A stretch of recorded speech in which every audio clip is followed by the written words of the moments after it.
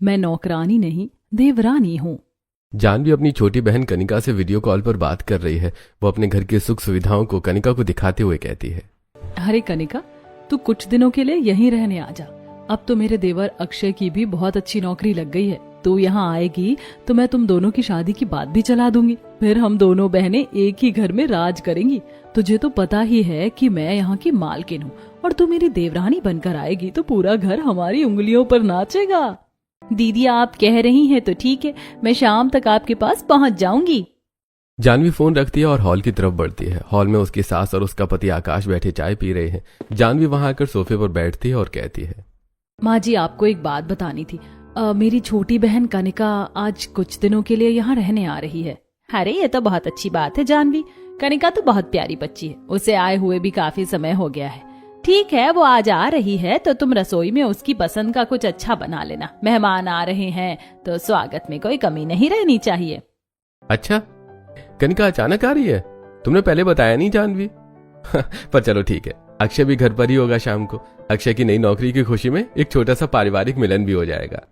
जानवी मुस्कुराते हुए रसोई की तरफ चली जाती है। शाम का समय होता है, घर की घंटी बजती है। जानवी दौड़कर दरवाजा खोलती है तो कनिका अपने बैग के साथ खड़ी होती है। जानवी अपनी बहन को गले लगा लेती है और कहती है, कनिका कितनी सुंदर लग रही है। तू चला बैठ और देख, अब मैं तुझे जल्दी जाने नहीं दूंगी।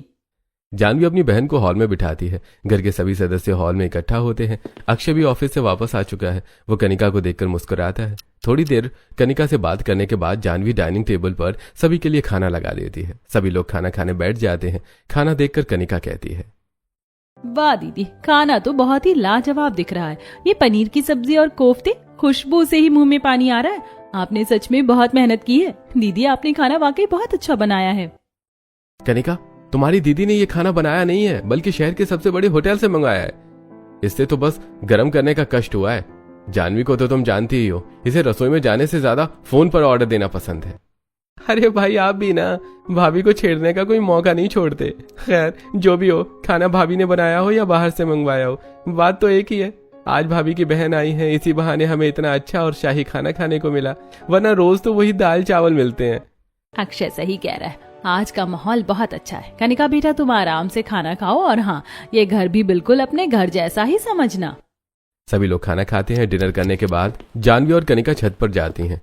छत पर ठंडी हवा चल रही होती है। दोनों बहनें एक प्लेट में मूंगफली लेकर बैठी हुई हैं। तभी कनिका जानवी से कहती है, दीदी, आपने तो कहा था कि आप शादी की बात करेंगी। पूरे खाने के दौरान आपने एक बार भी अक्षय से इस बारे में कुछ नहीं कहा। तू पागल है क्या कनिका? इतनी जल्दी क्या है? पहले तू अक्षय को थोड़ा इम्प्रेस तो कर ले, उसे अपनी तरफ आकर्षित कर, उसे दिखा कि तू कितनी समझदार और सुशील है। एक बार वो तेरे वश में आ गया, फिर मैं बात चलाऊंगी। और देख, मेरा प्लान एकदम साफ है। तू मेरी देवरानी बनकर इस घर में आएगी तो हम दोनों मिलकर पूरे घर को अपनी उंगलियों के इशारों पर नचाएंगे। माँ जी की चाबियां हमारे पास होंगी और ये दोनों भाई हमारे कहे अनुसार चलेंगे। बस तू थोड़ा धैर्य रख। दीदी, आपकी बातें सुनकर तो मुझे अभी से महारानी वाली फीलिंग आ रही है। ठीक है, मैं पूरी कोशिश करूंगी कि अक्षय जी को मैं पसंद आ जाऊं। हम साथ में रहेंगे तो कितना मजा आएगा। तभी सीढ़ियों से अक्षय के आने की आवाज आती है। वो छत पर टहलने के लिए आता है। तभी दोनों बहनों को देखकर चौंक जाता है और कहता है, भाभी, आप यहाँ हैं? मैं आपको ही ढूंढ रहा था। मेरा बहुत तेज सिर दर्द हो रहा है। अगर आप जरा एक कप चाय कड़क पिला दें तो बड़ी मेहरबानी होगी। अरे अक्षय, तू इतनी चिंता क्यों कर रहा है? मैं अभी बनवा देती हूँ। कनिका, तू जा जरा अक्षय के लिए अपने हाथ की स्पेशल चाय बना कर लिया। जा, जल्दी जा। कनिका मुस्कुराती और रसोई की तरफ चली जाती है। कुछ देर बाद वो चाय का कप लेकर वापस आती है और अक्षय को थमाती है। अक्षय चाय का घूंट भरता है। तब कनिका कहती है, बताइए अक्षय जी, चाय कैसी बनी है? आपको चीनी कम तो नहीं लगी? चाय वाकई बहुत अच्छी बनी है कनिका जी, बिल्कुल वैसी ही जैसी मुझे पसंद है। आपकी मेहनत सफल रही। वो तो है अक्षय, मेरी बहन हर काम में माहिर जो है। वैसे क्यों ना आज हम सब बाहर घूमने चले? तुम्हारी नई नई नौकरी लगी है, हमें कहीं घुमाने का प्लान नहीं बनाएगा क्या? आज मौसम भी बहुत सुहाना है। क्यों नहीं भाभी, आपका हुक्म सर आंखों पर। चलिए, आप सब तैयार हो जाइए, हम सब अभी बाहर चलते हैं, थोड़ा मन बहल जाएगा। अक्षय के ऐसा कहने पर दोनों बहनें नीचे आती हैं और तैयार हो जाती हैं। वो सभी तैयार होकर बाहर निकलते हैं। वो एक आइसक्रीम पार्लर पर रुकते हैं। सभी लोग हंसी मजाक कर रहे होते हैं और अपनी पसंद की आइसक्रीम खाते हैं। अक्षय और कनिका भी साथ साथ चल रहे हैं। जानवी दूर से उन्हें देखकर मुस्कुरा रही है। तभी अचानक अक्षय का फोन बजता है और अक्षय फोन पर बात करता है। हाँ विशाल, क्या? ये कब हुआ? अच्छा ठीक है, मैं अभी आता हूँ। आकाश भैया मुझे माफ करना, लेकिन मुझे अभी जाना पड़ेगा। मेरे दोस्त विशाल का फोन था, वो बहुत परेशान है। क्या हुआ अक्षय, इतनी रात को कहाँ जा रहे हो? सब ठीक तो है ना? भैया विशाल के किसी कजिन की माँ का देहांत हो गया है, उसे तुरंत गांव निकलना है और वो चाहता है कि मैं उसके साथ चलूं। उसे इस वक्त मेरी जरूरत है। आप कनिका जी और भाभी को लेकर घर चले जाना, मैं जा रहा हूँ। ऐसा कहकर अक्षय तुरंत वहां से निकलता है और विशाल के घर पहुंचता है। विशाल अपनी बाइक के पास खड़ा उसका इंतजार कर रहा है। वो अक्षय को देखकर कहता है, भाई अच्छा हुआ तू आ गया। मेरी कजन सिमरन की माँ नहीं रही, गांव में वो बेचारी एकदम अकेली है। उसके पिता पहले ही गुजर चुके हैं। हमें तुरंत निकलना होगा। हाँ हाँ तू चिंता मत कर विशाल, मैं तेरे साथ हूँ, चल अभी निकलते हैं। अक्षय और विशाल बाइक से रात के सन्नाटे में गांव की तरफ निकल जाते हैं। उधर कनिका भी अपने घर चली जाती है। लंबी यात्रा के बाद वो सुबह सुबह गांव पहुंचते हैं। गांव का माहौल बहुत गमगीन है। एक छोटे से कच्चे मकान के बाहर कुछ लोग इकट्ठा हैं। अंदर से रोने की आवाजें आ रही हैं। वो दोनों अंदर जाते हैं और देखते हैं कि सिमरन अपनी माँ के पार्थिव शरीर के पास बैठी बुरी तरह से रो रही है। माँ, आप मुझे छोड़कर क्यों चली गई? अब मेरा इस दुनिया में कौन है? मैं किसके सहारे जीऊंगी? उठो ना माँ, एक बार मुझसे बात करो। गांव का सरपंच और कुछ अन्य लोग वहां आते हैं और कहते हैं, सिमरन बेटी खुद को संभाल। अरे जो चला गया वो वापस नहीं आता। अब हमें अंतिम संस्कार की तैयारी करनी चाहिए। अरे धूप चढ़ रही है, ज्यादा देर करना ठीक नहीं होगा। अक्षय और विशाल अंतिम संस्कार की सारी व्यवस्था में मदद करते हैं। सभी लोग मिलकर सिमरन की मां का अंतिम संस्कार करते हैं। शमशान घाट से वापस आने के बाद सिमरन अपने खाली घर के आंगन में सुध बुध खोकर बैठी है। तभी एक अधेड़ उम्र का आदमी जो गांव का एक साहूकार है वहां आता है और सिमरन से कहता है, ए लड़की, अब रोना धोना बंद कर। तुझे पता है कि तेरे घर का किराया पिछले 6 महीने से नहीं दिया गया है। तेरी माँ बीमार थी तो मैंने कुछ नहीं कहा, लेकिन अब वो चली गई है तो मेरा घर खाली कर दे। मैंने ये घर किसी और को बेच दिया है, तो अपने किसी रिश्तेदार के पास चली जा। चाचा जी, आप ये क्या कर रहे हैं? इस वक्त मैं कहाँ जाऊंगी? मेरा कोई रिश्तेदार नहीं है, माँ ही मेरी दुनिया थी। कृपया मुझे कुछ दिन का समय दीजिए, मैं आपके पैर पकड़ती हूँ। समय वह कुछ नहीं मिलेगा। शाम तक अपना सामान समेट और यहाँ से निकल जा, मुझे अपना घर चाहिए। वो आदमी ऐसा कहकर चला जाता है। विशाल और अक्षय ये सब देख रहे होते हैं। विशाल अक्षय को एक तरफ ले जाता है और कहता है, यार अक्षय देख इस बेचारी की हालत। इसकी माँ मर गई और अब इसके पास सिर छुपाने की जगह भी नहीं है। मैं इसे अपने घर नहीं ले जा सकता, मेरी बीवी बहुत झगड़ालू है, वो घर में कोहराम मचा देगी। तू इसे अपने घर ले जा यार, तेरे घर में तो बहुत जगह है। विशाल तू पागल हो गया है क्या? मेरे घर वाले एक अनजान लड़की को कैसे स्वीकार करेंगे? भाभी और माँ जी क्या कहेंगी? मैं ऐसे किसी को घर नहीं ले जा सकता, ये मुमकिन नहीं है। पीछे खड़ी सिमरन उन दोनों की बातें सुन लेती है और कहती है, आप लोग मेरी चिंता मत कीजिए, मुझे पता है कि मुझे क्या करना है। जब माँ ही नहीं रही तो इस जीवन का क्या मोल? मैं आप पर बोझ नहीं बनूंगी। ऐसा कहकर सिमरन अचानक पागलों की तरह गांव की बाहरी सीमा की तरफ भागने लगती है। अक्षय और विशाल हैरान रह जाते हैं। अक्षय ये देखकर विशाल से कहता है, यार वो ऐसा क्यों कर रही थी कि इस जीवन का क्या मोल? मुझे डर लग रहा है कि कहीं वो ऐसा वैसा कुछ न कर ले। चल जल्दी से चल। ऐसा कहकर अक्षय और विशाल उसके पीछे भागते हैं। वो दोनों भागते हुए देखते हैं कि सिमरन एक पुराने कुएं की तरफ बढ़ रही है। उसे देखकर लग रहा है कि वो अपनी जान दे देगी। अचानक सिमरन कुएं के पास पहुंच जाती है। अक्षय दौड़ते हुए आवाज देता है, सिमरन रुको, अरे पागलपन मत करो। सिमरन कुएं की मुंडेर पर चढ़ जाती है। जैसे वो कूदने की कोशिश करती है, अक्षय झपट्टा मारकर उसका हाथ पकड़ लेता है और उसे खींचकर पीछे गिरा देता। सिमरन जमीन पर गिरकर फूट फूट कर रोने लगती है। अक्षय का दिल पसीज जाता है। वो सिमरन से कहता है, बस सिमरन बहुत हो गया, तुम अकेली नहीं हो, मैं तुमसे शादी करूंगा। मैं तुम्हें इस तरह मरने नहीं दे सकता। अक्षय तू ये क्या कह रहा है? सोच ले भाई, घर पर क्या होगा? हाँ जो होगा देखा जाएगा विशाल, मैं एक इंसान की जान बचा रहा हूं। सिमरन चलो मेरे साथ। वो दोनों सिमरन को लेकर पास ही एक छोटे से प्राचीन मंदिर में पहुंचते हैं। विशाल पंडित जी से कहता है, पंडित जी इन दोनों की अभी शादी करवानी है। ठीक है यजमान, आप दोनों बैठिए, मैं शादी की तैयारी कर देता हूँ। पंडित जी दोनों की शादी की तैयारी करते हैं और फिर मंत्रोच्चारण के बीच अक्षय सिमरन की मांग में सिंदूर भरता है और उसे मंगलसूत्र पहनाता है। उसके बाद सिमरन भावुक होकर कहती है, अक्षय जी, आपने इस मुश्किल समय में मेरा साथ दिया, मैं जीवन भर आपका साथ निभाऊंगी। मैं आपसे वादा करती हूँ कि मैं जीवन के सुख दुख में आपका साथ कभी नहीं छोड़ूंगी और आपके परिवार को अपना परिवार समझूंगी। यह सुनकर अक्षय बहुत खुश हो जाता है। शादी के बाद अक्षय सिमरन को लेकर शहर की ओर अपने घर रवाना होता है।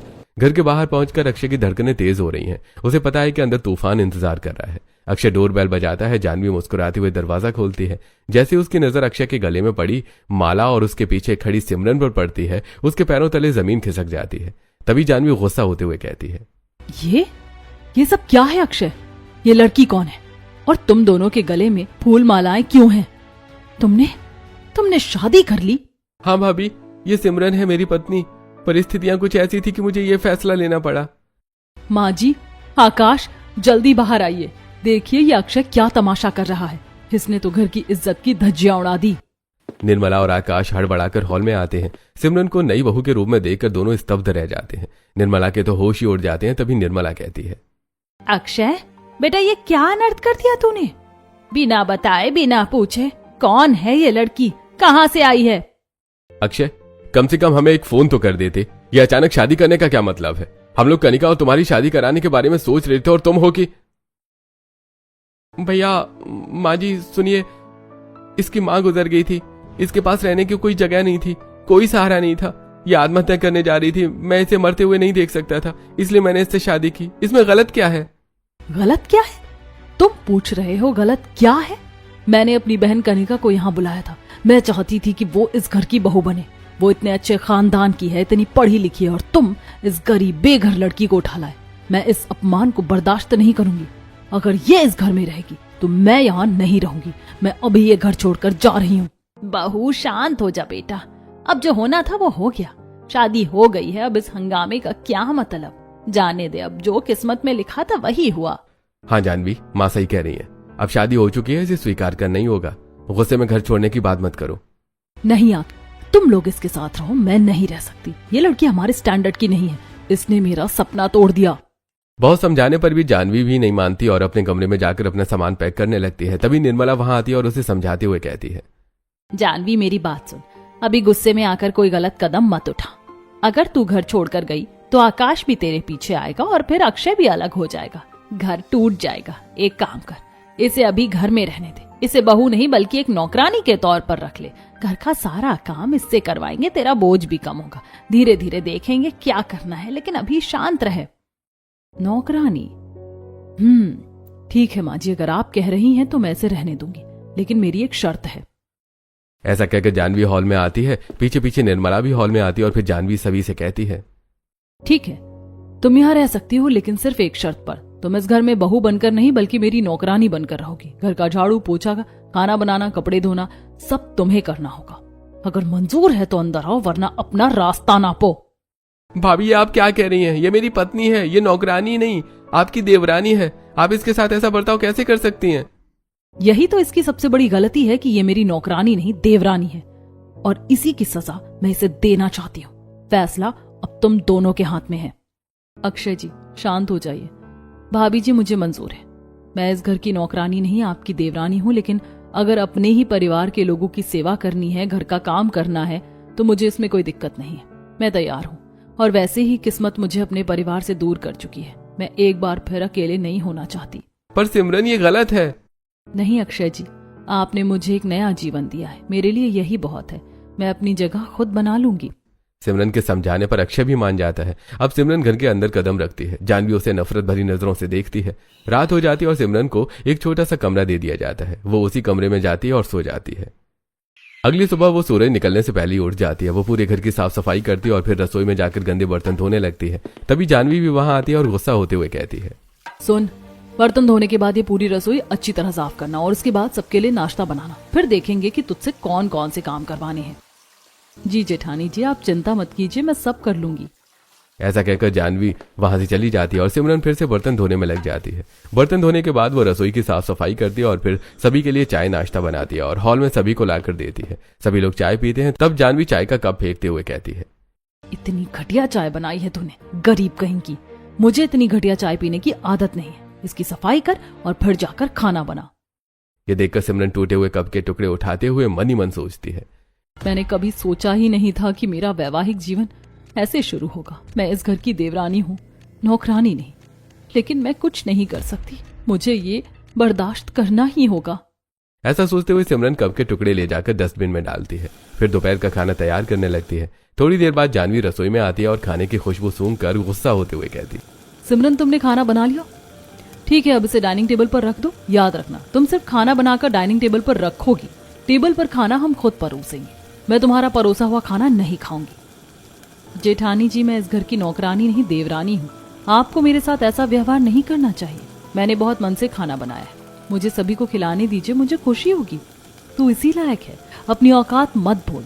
ज्यादा जुबान चलाने की जरूरत नहीं है, वरना अभी घर से बाहर निकलवा दूंगी, समझी ना? इसलिए जितना कहा जाए बस उतना ही कर। अब जानवी डाइनिंग टेबल पर खाना लगा देती है। सभी लोग आते हैं और डाइनिंग टेबल पर खाना खाने बैठते हैं। सिमरन दूर खड़ी रहती है। निर्मला, आकाश और अक्षय खाना शुरू करते हैं। तभी अक्षय सिमरन को बैठने का इशारा करता है। सिमरन धीरे से आगे बढ़ती है और एक खाली कुर्सी की तरफ हाथ बढ़ाती है। यह देखकर जानवी गुस्से से कहती है, ये क्या कर रही है? यहाँ बैठने की हिम्मत भी मत करना। तुम हमारे साथ बैठकर खाना नहीं खा सकती। तुम्हारा और हमारा स्टैंडर्ड बहुत अलग है। तुम बाद में रसोई में बैठकर खाना, जब हम सब खा लेंगे तब। जेठानी जी, मैं इस घर की देवरानी हूँ, नौकरानी नहीं। लेकिन कोई बात नहीं, अगर आपको बुरा लगता है तो आप लोग खा लीजिए, मैं बाद में खा लूंगी, मुझे कोई समस्या नहीं है। यह देखकर अक्षय को बहुत बुरा लगता है, लेकिन वो आकाश और अपनी माँ के डर से कुछ नहीं बोल पाता।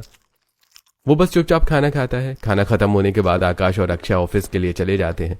तब जानवी वॉशरूम में ढेर सारे कपड़े रखती है और सिमरन को आवाज देती है। सिमरन आती है तो जानवी सिमरन से कहती है, सिमरन, वो जो कपड़ों का ढेर पड़ा है ना, उन सबको धोना है। और याद रहे, वॉशिंग मशीन खराब है, तुम्हें हाथ से धोने होंगे। कपड़े धोने के बाद सबको छत पर फैला देना। शाम तक काम खत्म हो जाना चाहिए। ठीक है जेठानी जी, मैं कर दूंगी।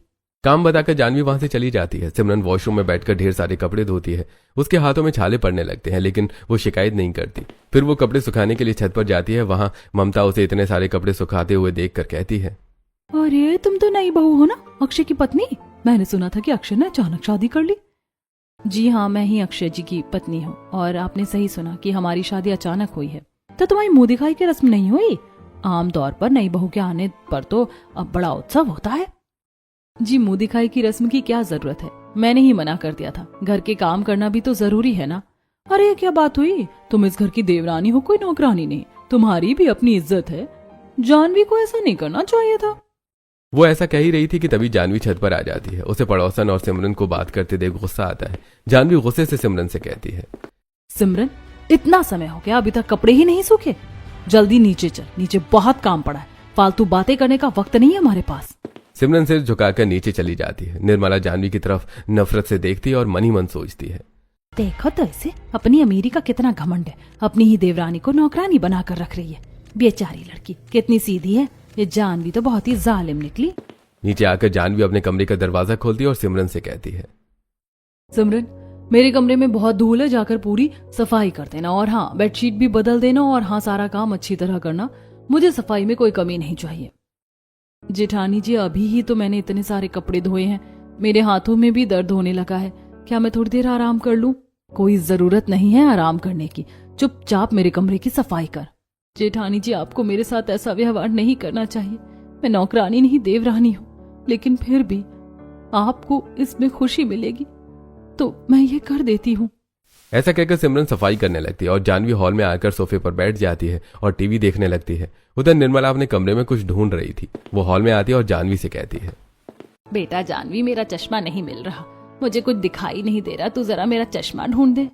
क्या माँ जी, आपने मुझे नौकर समझ रखा है क्या, जो मैं अब आपका चश्मा ढूंढूं? आप खुद ढूंढ लीजिए अपना चश्मा। ऐसा कहकर जानवी पैर पटकते हुए टेरेस की तरफ चली जाती है। सिमरन, जो जानवी के कमरे की सफाई कर रही थी, ये सब सुन लेती है। वो तुरंत बाहर आती है और निर्मला से कहती है, माँ जी, आप परेशान मत होइए, मैं ढूंढ देती हूँ आपका चश्मा। आप यहाँ सोफे पर आराम से बैठिए। ऐसा कहकर सिमरन कुछ ही मिनटों में चश्मा ढूंढ लेती है जो अखबार के नीचे दबा हुआ था। वो बड़े प्यार से सास को चश्मा पहनाती है। तब निर्मला कहती है, शुक्रिया बेटा, मुझे इसके बिना कुछ दिखाई नहीं देता। तूने मेरी बहुत बड़ी मदद कर दी। माँ जी, इसमें शुक्रिया की क्या बात है? आप अपने छोटे मोटे काम मुझसे बोल दिया करो, मैं हमेशा आपके पास ही हूँ। बेटा, मुझे पता है कि तेरी जेठानी तुझे नौकरानी बनाकर रखती है, इसीलिए मैं सोचती हूँ कि मैं तुझे कुछ ना बोलूं, कहीं वो तुझ पर और गुस्सा ना करे। मुझे बुरा लगता है ये सब देखकर। माँ जी, आप फिक्र मत कीजिए, मैं इस घर की देवरानी हूँ, नौकरानी नहीं। आप हक से मुझे हर काम बोल सकती हैं। मुझे आपकी सेवा करके खुशी मिलेगी। अब मैं कमरे की सफाई पूरी कर लूं, वरना जेठानी जी गुस्सा करेंगी। सिमरन वापस कमरे में चली जाती है। निर्मला वहीं बैठी उसे देखती रहती है और मन ही मन सोचती है। एक तरफ मेरी ये बड़ी बहू जानवी है जो सीधे जवाब देती है और अपनी सास की मदद करने में भी उसे आलस आता है, और दूसरी तरफ ये सिमरन है जिसे हम नौकरानी की तरह रख रहे हैं, फिर भी वो मेरी तुरंत मदद करने आ गई। असली संस्कार तो इस लड़की में है। अब रात का समय होता है। सिमरन रसोई में खाना बना रही होती है। तभी अचानक जानवी रसोई में आती है और कहती है, क्या बना रही हो सिमरन? जेठानी जी, भिंडी की सब्जी बना रही हूँ। ये मुझे बहुत पसंद है और मैं बहुत स्वादिष्ट बनाती हूँ। उम्मीद है सबको पसंद आएगी। तेरी हिम्मत कैसे हुई अपनी पसंद की सब्जी बनाने की? मैंने कहा था ना कि जो मैं कहूंगी वही बनेगा। मैं इस सब्जी को अभी उठा के फेंक देती हूँ। मुझे भिंडी की शक्ल भी पसंद नहीं है। पर जेठानी जी, ये अन्न है, इसे ऐसे फेंकना पाप है। अगर आपको पसंद नहीं है तो मैं अपने लिए रख लेती हूँ और आपके लिए कुछ और बना देती हूँ। कृपया इसे मत फेंकिए। मैंने कहा ना, फेंक दे। तू मुझे सिखाएगी क्या पाप है और क्या पुण्य? जानवी सब्जी फेंकने के लिए हाथ बढ़ाती है। तभी सिमरन उसे रोकने की कोशिश करती है। नहीं भाभी जी, मत फेंक। मैं आपको अन्न का अपमान नहीं करने दूंगी। खाने की इज्जत कीजिए। जानवी को इतना गुस्सा आता है कि वो सिमरन के चेहरे पर एक जोरदार थप्पड़ मार देती है। सिमरन की आंखों से आंसू छलक पड़ते हैं। फिर जानवी कहती है, नौकरानी है ना, अपनी औकात मत बोला कर, समझी ना? अब ये भिंडी तू ही खाना और चुपचाप मेरे लिए बैंगन का भरता बना। अगर आधे घंटे में खाना में इस पर नहीं लगा तो मुझसे बुरा कोई नहीं होगा। जेठानी जी, मैं नौकरानी नहीं देवरानी हूँ, लेकिन फिर भी अगर आप ऐसा चाहती हैं तो मैं वैसा ही कर लूंगी। मैं अभी भरता बना देती हूँ। सिमरन रोते हुए काम करने लगती है। तभी अक्षय ऑफिस से घर लौटता है। वो रसोई के पास से गुजरता है और सिमरन को रोते हुए देख लेता है। वो तुरंत अंदर आता है और कहता है, सिमरन क्या हुआ? तुम रो क्यों रही हो? क्या किसी ने कुछ कहा है तुम्हें? कुछ नहीं अक्षय जी, बस आंखों में धुआं लग गया था। आप जाइए, हाथ मुंह धो लीजिए, मैं खाना लगाती हूँ। सिमरन मुझसे झूठ मत बोलो। मैं जानता हूँ कि मेरी भाभी बहुत अति कर रही हैं। वो तुम पर जुल्म कर रही हैं। हम ऐसे यहाँ नहीं रह सकते। चलो मेरे साथ, हम कहीं और रहेंगे जहाँ भले ही छोटा घर हो पर इज्जत तो होगी। नहीं अक्षय जी, ऐसा मत कहिए। माँ जी अकेली पड़ जाएंगी। पिताजी भी अब इस दुनिया में नहीं है। मैं उनके बेटों को अलग नहीं करना चाहती। घर टूटना अच्छी बात नहीं है। मैं सब बर्दाश्त कर लूंगी, पर आप अलग होने की बात मत कीजिए। निर्मला रसोई के दरवाजे के बाहर खड़ी है, सब चुपके से सुन रही थी। उसकी आंखों में आंसू आ जाते हैं और वो मन ही मन सोचती है, मेरी छोटी बहू कितनी अच्छी है, खुद पर इतना जुल्म सह रही है, फिर भी मेरे और मेरे परिवार के टूटने की चिंता कर रही है। घर के अंदर एक अजीब सी जंग छिड़ जाती है। जानवी जो अब तक सिमरन को अपनी उंगलियों पर नचा रही थी, ऐसे ही समय बीत रहा था। एक दिन जानवी सिमरन के कमरे में आती है और कहती है, सिमरन चलो जरा बाजार से सब्जियां लेकर आते हैं।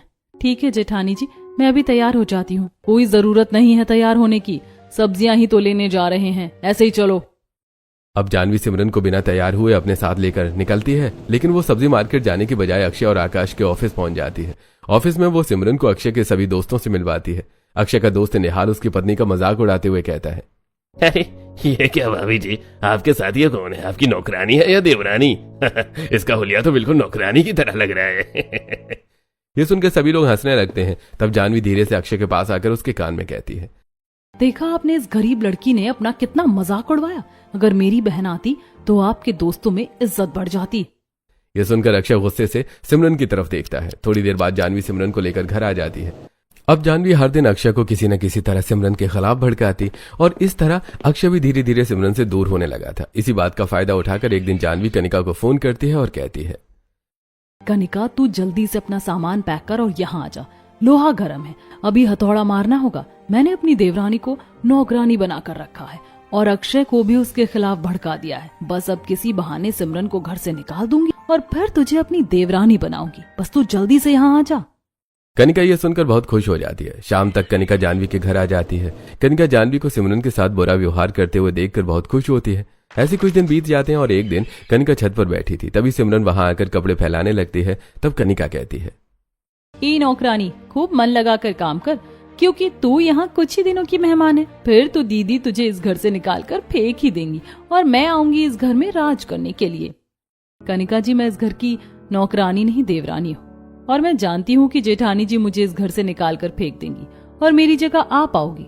लेकिन आप अगली नौकरानी बनने के लिए तैयार हो जाइए, क्योंकि जेठानी जी को आराम की आदत पड़ चुकी है। जब मैं इस घर से चली जाऊंगी तो नौकरानी का किरदार आपको ही निभाना होगा और आप भी इस घर की देवरानी नहीं नौकरानी होंगी, बिल्कुल मेरी तरह। ऐसा कहकर सिमरन छत से नीचे चली जाती है। तब कनिका मन ही मन सोचती है, नहीं, मैं ऐसा बिल्कुल नहीं होने दूंगी। मैं इस घर की नौकरानी नहीं, देवरानी बनूंगी। मैं दीदी को अभी से आदत डालूंगी कि नौकरानी मैं नहीं बल्कि वो बने। यही सोचकर कनिका नीचे आती है और जानवी के कमरे में आकर कहती है, दीदी, आज मेरा मन पालक पनीर खाने का है और सुनिए, मुझे बाहर का खाना नहीं चाहिए, आप अपने हाथ से बनाइए। कनिका, तू ये क्या कह रही है? तुझे पता है ना, मुझे रसोई में गर्मी बर्दाश्त नहीं होती। सिमरन है ना, वो बना देगी। वो बहुत अच्छा पालक पनीर बनाती है। नहीं, मुझे सिमरन के हाथ का नहीं खाना, आप ही बनाएंगी। अगर आप अपनी बहन के लिए इतना भी नहीं कर सकती तो फिर मेरे यहाँ रहने का क्या मतलब? अरे तू गुस्सा क्यों हो रही है? ठीक है, मैं बना देती हूँ, तू आराम कर। जानवी भारी मन से रसोई में जाती है और खाना बनाना शुरू करती है। तभी वो सिमरन को देखकर गुस्सा होते हुए कहती है, तू खड़ी खड़ी यहाँ मेरा मुंह क्या देख रही है? ये फ्रिज गंदा हो रहा है, इसे साफ कर। अब सिमरन फ्रिज साफ करने लगती है और जानवी खाना बनाकर सबको डाइनिंग टेबल पर बुलाती है। आकाश, अक्षय, सास और कनिका सब बैठते हैं। सिमरन सभी को खाना सर्व करती है। तभी कनिका एक निवाला पालक पनीर खाकर कहती है, ये क्या बनाया है दीदी? इसमें नमक इतना ज्यादा है और पनीर तो एकदम कच्चा है। बिल्कुल घटिया खाना है। आप इतना बुरा खाना कैसे बना सकती हैं? इसे अभी उठा के कूड़े में फेंक दीजिए और मेरे लिए दोबारा कुछ अच्छा बनाइए। कनिका, तू कैसी बातें कर रही है? मैंने इतनी मेहनत से बनाया है, सब लोग खा रहे हैं, किसी को कोई दिक्कत नहीं है। अरे भाभी, बना दीजिए ना। अगर वो बोल नहीं है तो मेहमान है वो, उसकी पसंद का ख्याल रखना हमारा फर्ज है। ये क्या हो रहा है? मेरी अपनी बहन मेरे साथ ऐसा क्यों कर रही है?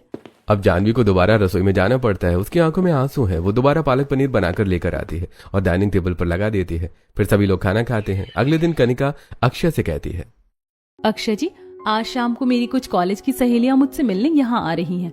आप प्लीज उनके लिए बाहर से कुछ बढ़िया नाश्ता ला दीजिएगा। कनिका, मुझे आज ऑफिस में बहुत काम है, मुझे जल्दी निकलना होगा। तुम भाभी से कह दो, वो कुछ बनवा देंगी या मंगा देंगी। ऐसा कहकर अक्षय ऑफिस के लिए निकल जाता है। तब कनिका जानवी के पास आकर कहती है, दीदी, मेरी सहेलियां आ रही हैं, आप जल्दी से नाश्ता तैयार कर दीजिए। कनिका, हम जोमेटो से ऑर्डर कर देते हैं ना, इतना झंझट कौन पालेगा? नहीं, मुझे कुछ नया और घर का बना हुआ खिलाना है। ठीक है, मैं सिमरन से कहकर अभी बनवा देती हूँ। नहीं दीदी, उस नौकरानी के हाथ का नहीं, मुझे आपके हाथ का बना नाश्ता चाहिए। आखिर में जानवी को ही नाश्ता बनाना पड़ता है। शाम को कनिका की सहेलियां आती हैं। जानवी नाश्ते की ट्रे लेकर बाहर आती है और सभी को नाश्ता देने लगती है। तब माला कनिका से पूछती है, कनिका, ये कौन है जो नाश्ता लाई है? तुम्हारी नौकरानी? ये मेरी बड़ी बहन है, लेकिन इस घर में तो ये मेरे लिए नौकरानी की तरह ही काम करती हैं। यह सुनकर जानवी को इतना बुरा लगता है कि उसके हाथ कांपने लगते हैं। वो वहीं चिल्ला पड़ती है, कनिका, तेरी हिम्मत कैसे हुई अपनी सगी बहन को नौकरानी बता रही है? शर्म नहीं आती तुझे? मैंने तुझे यहाँ बुलाया, तुझे अक्षय के करीब लाने की कोशिश की और तू मेरी ही पीठ में छुरा घोंप रही है। क्या हुआ, नौकरानी कह दिया तो? काम करने वाली को तो काम वाली ही बोलेंगे। क्यों सहेलियों, मैं गलत कह रही हूँ क्या? कनिका की सहेलियां जोर जोर से हंसने लगती हैं। तभी सिमरन हॉल में आती है और गुस्सा होते हुए कहती है, बस बहुत हुआ कनिका, तुम्हें शर्म आनी चाहिए अपनी बड़ी बहन के बारे में ऐसी बातें करते हुए। और तुम लोग क्यों हंस रही हो? इस घर में मेहमान बनकर आई हो और इन्हीं की बेइज्जती कर रही हो। शर्म करो, निकलो इस घर से अभी के अभी, चले जाओ सबके सब। अरे ये नौकरानी हमें घर से निकाल रही है। चलो सहेलियों, हमें अपनी बेइज्जती नहीं करवानी। कैसी अजीब जगह है ये। ये कहकर कनिका की सहेलियां गुस्से में चली जाती हैं। तब कनिका सिमरन से कहती है, सिमरन, तुम्हारी हिम्मत कैसे हुई मेरी सहेलियों को भगाने की? तूने मेरी नाक कटवा दी। कनिका थप्पड़ मारने के लिए सिमरन पर हाथ उठाती है, लेकिन इस बार जानवी उसका हाथ हवा में ही पकड़ लेती है और कहती है, बहुत हो गया नाटक, अब और नहीं। मैंने तुझे आस्तीन का सांप बनाकर पाला है और तूने मुझे ही नौकरानी बनाने की कोशिश की। निकल जा इस घर से अभी के अभी। जानवी सिमरन को धक्के देकर दरवाजे की तरफ ले जाती है। तभी अक्षय कहता है, भाभी, आप क्या कर रही हैं? कनिका जैसे भी है हमारे घर की मेहमान है, उसे ऐसे धक्के देकर मत निकालिए। जानवी, ये सब क्या है? जो हुआ उसे जाने दो, बात को अभी खत्म करो। नहीं अक्षय, आकाश, तुम दोनों नहीं जानते कि पूरा सच क्या है। ऐसा कहकर जानवी धक्के देकर कनिका को बाहर निकाल देती है और फिर कनिका के कमरे में जाकर उसका सूटकेस लाकर बाहर फेंक देती है। कनिका अपना सूटकेस उठाकर चली जाती है। तब जानवी घर के सभी लोगों को सारी बातें बताती है। सुनकर अक्षय कहता है, सिमरन, मुझे माफ कर दो। मैं कनिका के दिखावे और भाभी की बातों में इतना अंधा हो गया था कि तुम्हारी सादगी और तुम्हारी सच्चाई को नहीं देख पाया। मुझे माफ कर दो अक्षय, आकाश, माँ जी, सिमरन, मुझे माफ कर दो। मैं अपनी बहन के चक्कर में इतनी अंधी हो गई थी कि मैंने अपना ही घर नर्क बना दिया। सिमरन, तू नौकरानी नहीं देवरानी है। मैं ही तेरे काबिल नहीं थी। जेठानी जी रोइए मत, मैंने कहा था ना मैं इस घर की नौकरानी नहीं देवरानी हूँ, और एक देवरानी अपनी जेठानी को गिरते हुए नहीं देख सकती। चलिए सब भूल जाते हैं, आखिर हम एक ही परिवार हैं। अक्षय आगे बढ़कर सिमरन का हाथ थाम लेता है। पूरे घर में अब शांति और प्यार का माहौल होता है। निर्मला मुस्कुराते हुए अपनी दोनों बहुओं को देखती है और अब कहानी एक खुशहाल मोड़ पर खत्म होती है।